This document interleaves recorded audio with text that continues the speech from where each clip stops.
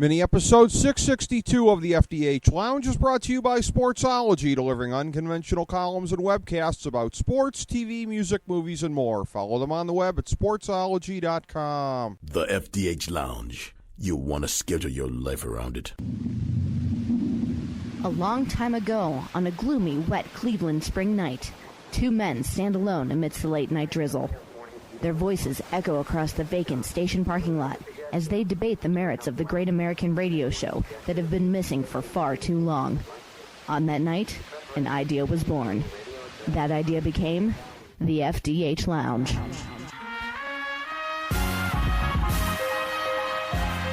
Welcome to the FDH Lounge. Welcome to mini episode 662 of the FDH Lounge. This is FDH Managing Partner Rick Morris on solo duty this week for an abbreviated version of our NFL Week 16 preview, thanks to the Christmas holiday, although I do have Kyle Ross's picks and notes as well.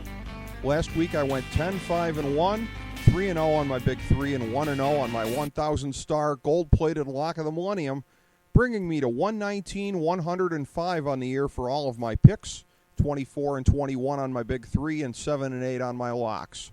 Kyle was 3-2-1 and is now 47-39-2 for the year. We start with the Christmas Eve game as the Chargers visit the place that even St. Nick fears to tread, the Black Hole in Oaktown, where the Raiders are laying 5, up from 4.5 at the open. The line is probably underestimating the loss of Melvin Gordon, who was a disappointment this year, but not nearly to the point of addition by subtraction. That offensive line is truly putrid. Beating Miami doesn't mean they're suddenly for real, and yes, I concede that they were my preseason Super Bowl sleeper pick before all the injuries. Take the Raiders in quite possibly their last game in Oakland, at least until they move back in another 20 years. Next up on Saturday, the Eagles host the Redskins in a critical battle in the hapless NFC East, with Philly laying 3, down from the initial 3.5. It certainly feels like the wrong team is favored here, even more so when you consider Washington's third down success and Philly's failure to stop anyone on third down. Take the Skins. Moving to Sunday, Indianapolis is hosting Miami. As of when this is being taped, I could only find a speculative line online of Dolphins minus 1.5, as we are in the in-between period with Andrew Luck being ruled out and the odds makers twiddling their thumbs wondering how to adapt. I'm going to take the Colts since they're the only team with something left to play for here, and I'm going to move the line all the way to Indy minus 4 just to be fair. If the Colts are laying more than 4 points, I'll take the loss automatically. This was how I handled it last week with Houston and Indy. For once, Kyle is going to join me in a game with a nebulous line, but he'll be taking Miami, and only if the line is minus 3 or lower. He notes that they're the two worst teams in the league in terms of losing the yardage battle in their games. The undefeated Panthers travel to the ATL where they are spotting 7, up from the opening 6.5. The Falcons finally started to show some signs of life last week, and it's possible that Carolina could be having a bit of a letdown after the emotional win over the Giants. 2 months ago, we certainly wouldn't have sneezed at the thought of Atlanta avenging last year's loss in the de facto NFC South Championship game, and they're strong enough to capitalize if the Panthers are looking ahead to the playoffs. Give me the touchdown in the Falcons. Kyle agrees, having gone against the Panthers successfully last week, but he is citing a line where he has the hook at 7.5. In a rematch of Super Bowls 27 and 28, the Bills are out for blood as Big D comes to town. Buffalo is laying 6, up from 4 where the line opened.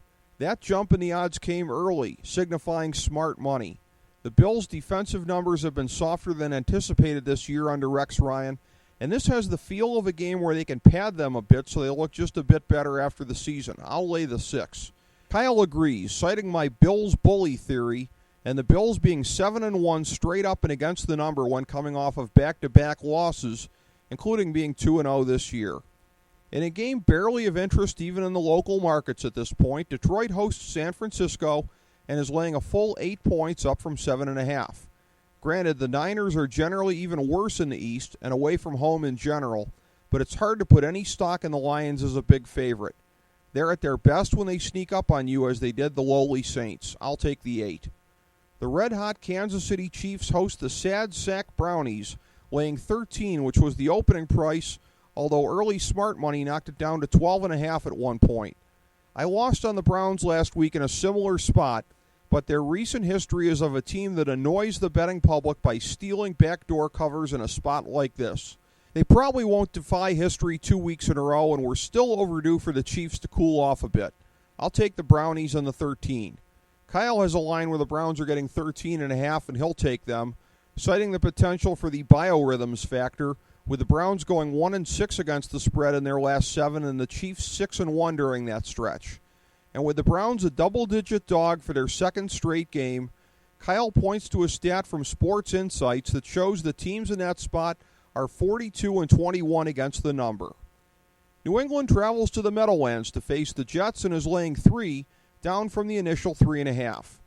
New York is holding opposing teams to 33.2% conversion on third down, and the Patriots still have to prove that they can make their new waiver wire running game work against a real D. I'll take the Jets and the field goal here. Houston travels to Tennessee, getting 4.5 points in a true showcase of the wretched failure in the NFL of almost any team to maintain quarterback depth. The Texans have the incentive and, of course, the defensive edge in this matchup, and I must confess that I'm borderline scared that the pick seems too easy, but I'll take the better team receiving points, albeit on the road. In what is usually a tight battle most years, the Steelers travel to Baltimore, where they'll be laying a full 10.5, up from 7 at the open. The Ravens at this point can neither stop the multidimensional Pittsburgh offense nor muster any production of their own offensively, so the line may not even be fully representative of the difference between the teams at this moment in time. Pittsburgh covers, probably in a boat race.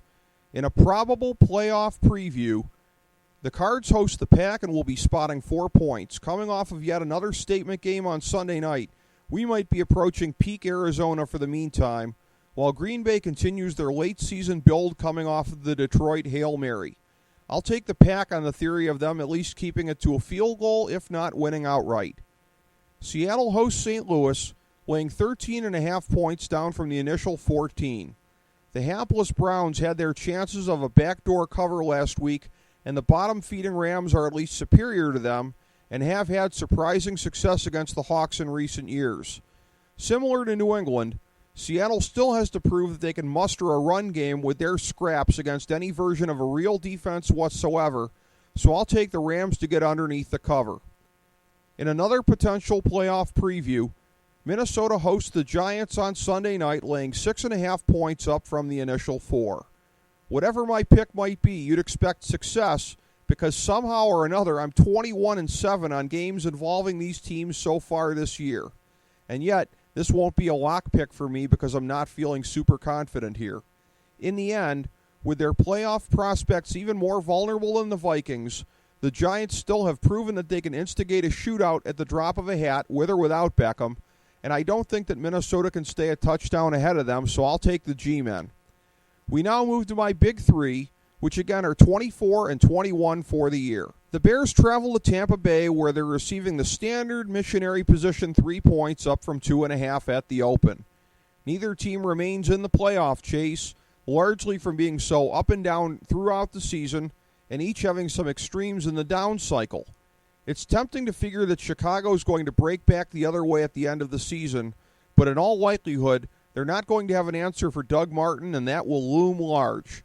In a week when I'm taking very few favorites, I do like the Bucs at home here. New Orleans hosts Jacksonville, laying 3.5 points, up from 3 initially. Unsurprisingly, the betting public is overreacting to the Jags' loss to Atlanta last week, one that Kyle and I said would be unsurprising if it happened. The better team is getting points, and Jacksonville can make the case once and for all for stability going into the 2016 season. The Saints, however, are probably past that point. The better team is getting points and has more to play for, so take the Jaguars. Now for my 1,000-star gold-plated lock of the millennium for this week. My lock picks are 7 and 8 this season. On Monday night, in a highly anticipated battle throughout the season, with a bye-week spot at stake and actually able to be clinched by the Natty, the Bengals travel a mile high where they'll be getting 3.5. But in keeping with my prove-it theory that I've applied to a few games already this week, let's see A.J. McCarron get it done against arguably the NFL's best defense in a primetime showcase. Denver rebounds from their devastating loss to Pittsburgh to take the inside track on the number 2 spot in the AFC. So to recap, I'm on the Bucs and Jags in my big three, along with my lock pick of Denver. Kyle is taking Buffalo, Atlanta, Cleveland, and Miami if they're laying 3 points or less.